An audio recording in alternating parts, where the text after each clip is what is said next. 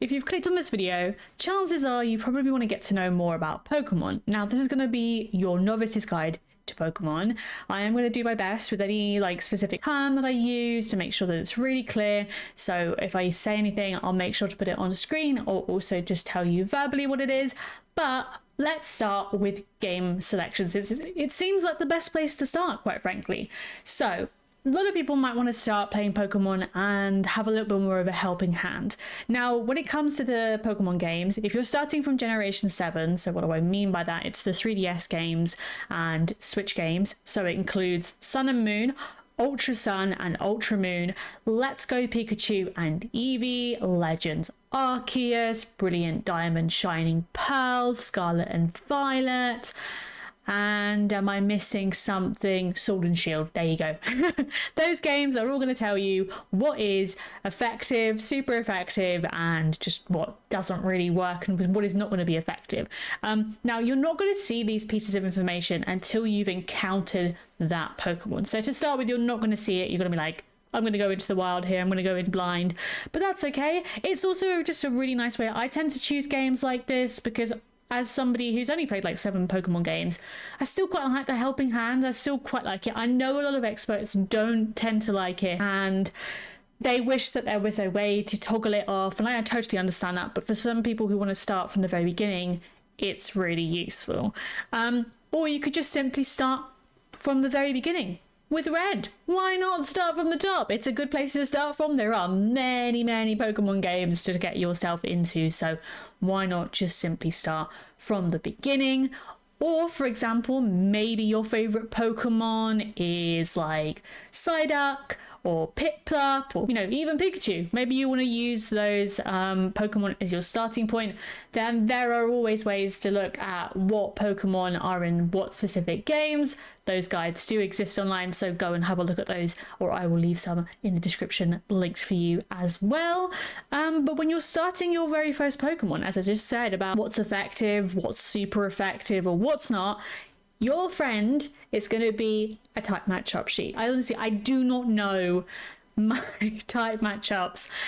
For people who have played it since they were kids, they get it. But I will give you a little example. Now I'm going to show you an example, which I will leave both of these in the description down below. So we've got a single type matchup, and then we also have a dual one, which is an online guide. So I have this printed out on my wall because it's quite easy to have on the wall. But the dual one is better to be looked at on the website. So let's use Psyduck as our example. Now, Psyduck is a water type Pokemon. So it's all the way at the bottom of the list, and you can see here that we've got a left side and a right side. So the left side is what we're going to look at when it comes to what is effective against a water type Pokemon. So we've got electric and grass here are going to be 2 times effective. Now, when I say that, it means that Pokemon that are electric type, grass type, are the ones that you're going to be looking for.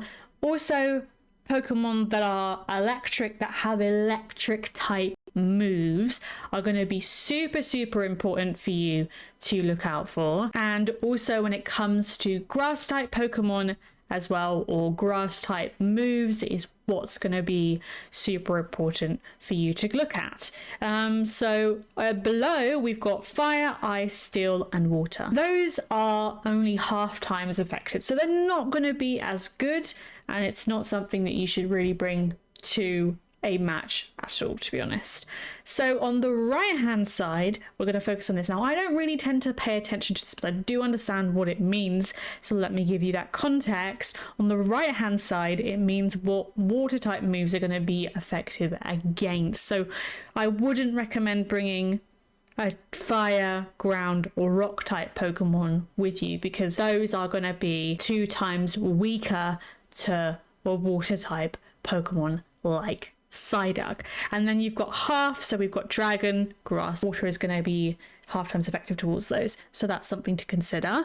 Now let's look at the dual type matchup sheet. Now, I understand when I first looked at this, I was like, oh, there's so much information, but we're going to go through this really carefully, and we're going to explain, and we're going to use Empoleon as our example. So we have a water and steel type Pokemon here.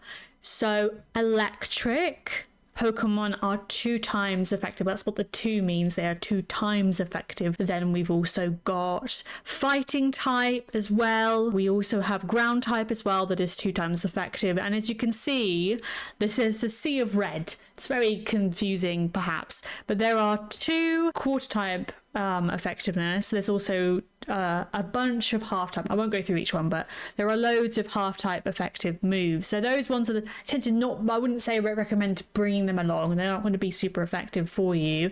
And also there's ones with blanks. Those just don't do anything. They're just not going to be super effective at all.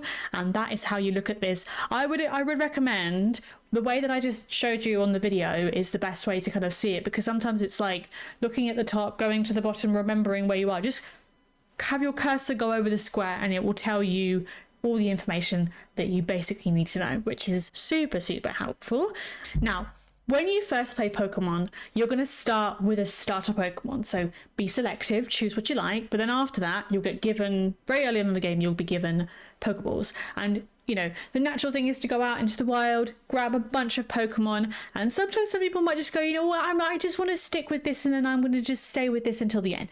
I would say if you're starting out, try and catch as many Pokemon as you can. Start to make your own executive decision whether something is more effective against, you know, other things.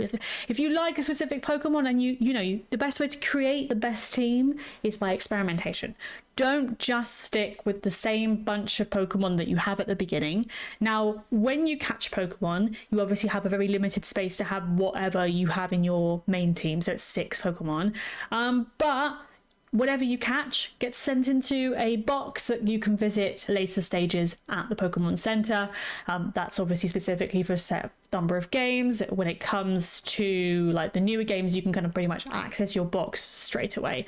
But, you know, you've got plenty of space to have a bunch of experimentation. Make your decisions, trial and error. It's genuinely the biggest advice that I will say when it comes to Pokemon. Now, when you're fighting Pokemon and NPCs and your gym leaders, you're going to want to bring your healers, because not every time are you going to be able to go to the Pokemon Center and heal your Pokemon. So I am saying get things like potions, super potions, hyper potions, revives, all of the shebang.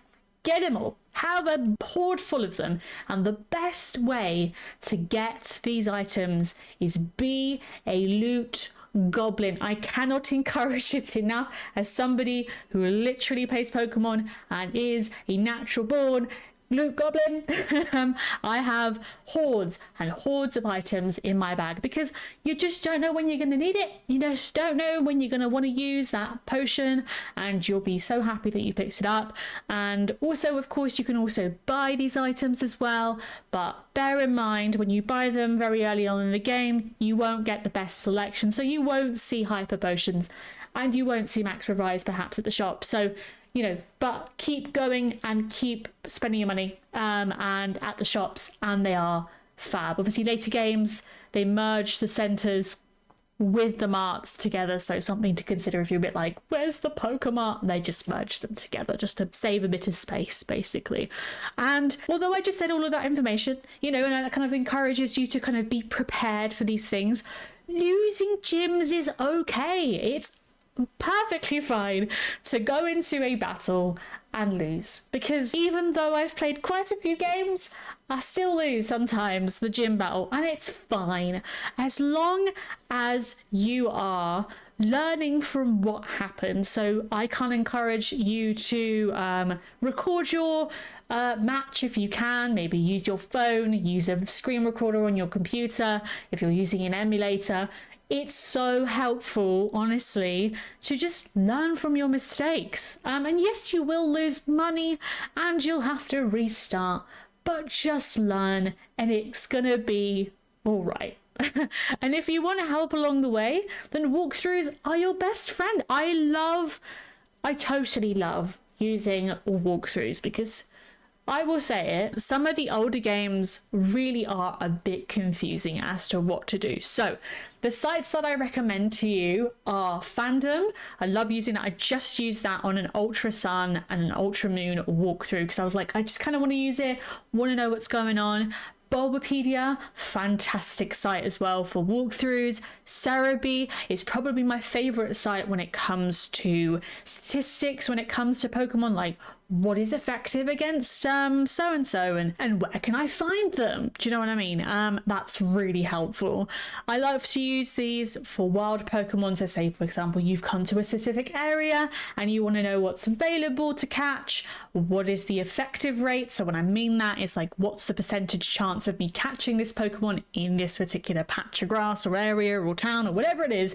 And also if you want to know what you're going to expect when you fight NPCs, it is fabulous for that. Also, as I said, a lot of the older games don't tend to kind of show you where to go next, especially if you've not played it like straight after you've played the last session. Do you know what I mean? If you had like a whole day later and you're like, what do I do now? Sometimes some of the old games used to tell you like, here's a recap of, here's what you missed on Glee kind of vibes, but not all of them do that. So a walkthrough is generally kind of a nice place to kind of just feel like you're not so lost in a cave, essentially. And that is all the advice that I have for you guys on this YouTube video. I would love to know if there's anything that you want to know more about, if I missed anything, if you got any curiosity about anything else in terms of like Pokemon, let me know in the comments down below. I am on Blue Sky. I'm also a Twitch streamer as well, so I am on twitch.tv/PocketAkika. You can find me down in the description down below. I am currently doing a run in Violet where I'm trying to catch them all. I am really super close to getting the shiny charm, and I'm going to start my first ever shiny hunting. So if you really are interested in seeing that, then check me out on Twitch, and I will see you guys in the next video.